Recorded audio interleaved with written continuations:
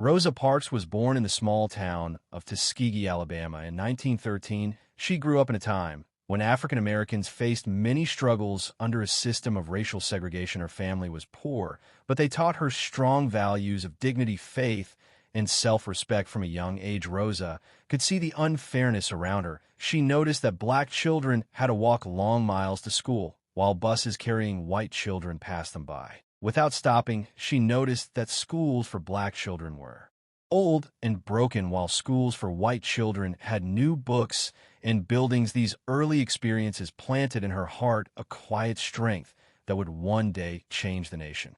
As Rosa grew older, she worked hard to support her family. She learned sewing and became a seamstress in Montgomery, Alabama, where she lived with her husband, Raymond Parks. He was an active member of the National Association for the Advancement of Colored People, and he encouraged Rosa to get involved in the movement for civil rights. Rosa became secretary of the local NAACP chapter, and she kept records of cases where African Americans were treated unfairly. She listened to the stories of young black men who were beaten or arrested without cause, and she heard the cries of women who were denied justice. Her life was not only about working in a small sewing shop, it was also about quietly preparing for the day when her courage would make history.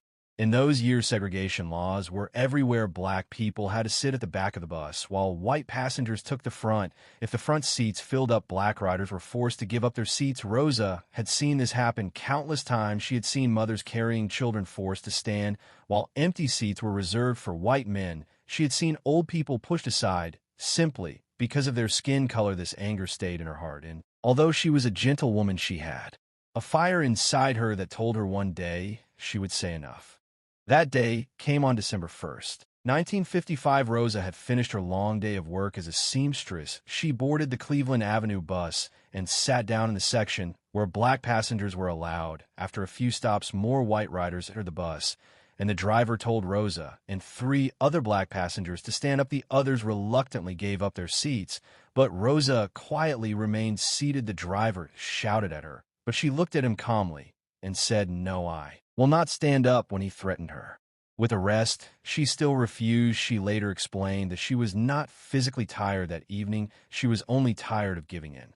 Rosa was arrested and taken to jail. News of her arrest spread across Montgomery. Quickly, civil rights leaders, including a young minister named Martin Luther King Jr., gathered to discuss what should be done. They decided to launch a boycott of the city buses. The plan was simple: black citizens would refuse to ride the buses until the system of segregation was changed. At first, many people doubted that it would work, but when the boycott began, thousands of black men and women walked to work every day. Some shared rides in cars, and some even rode mules, but they refused to take the bus.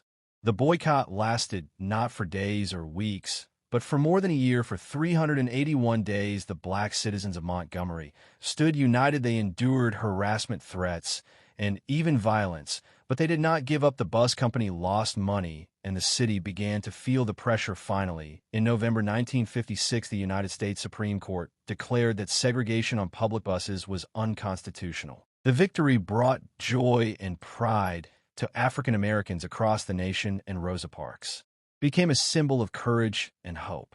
After the boycott, Rosa and her husband faced difficulties. They lost their jobs and were forced to move to Detroit, where they lived for many years. But Rosa did not stop fighting for justice. She worked with community leaders, she supported young activists, and she continued to inspire new generations. Her quiet strength was recognized by the whole world. In 1996, she received the Presidential Medal of Freedom and later the Congressional Gold Medal. When she passed away in 2005, she was honored as the mother of the civil rights movement, and people from all backgrounds came together to remember her. Rosa Parks' story is not only about one woman refusing to give up her seat on a bus. It is about the power of a single act of resistance that can awaken a nation. It is about the truth that ordinary people have extraordinary strength when they stand up for what is right. Rosa Parks proved that change does not always come with loud voices or violent action. Sometimes it comes with calm dignity, with quiet courage, and with the simple word no. She showed the world that one person can make a difference, and her legacy continues to inspire the fight for justice and equality even today.